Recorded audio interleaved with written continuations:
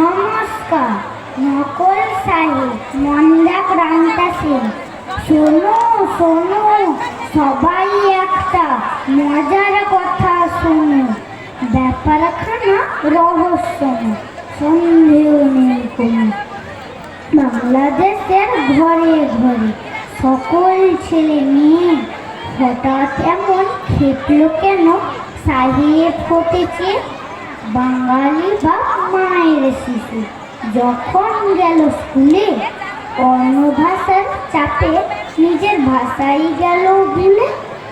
ইংরেজি আর হিন্দি জানে না কেউ জানে।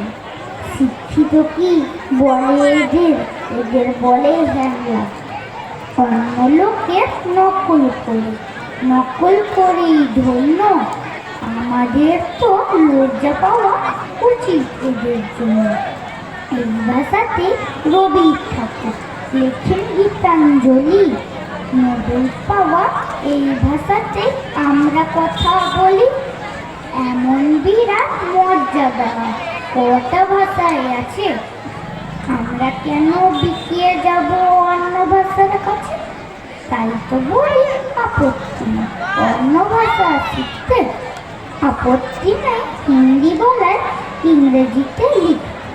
কিন্তু যারা নিজের ভাষা বাংলা গেছে ভুলে, তোমরা তাদের শান্তি দিও আচ্ছা করে।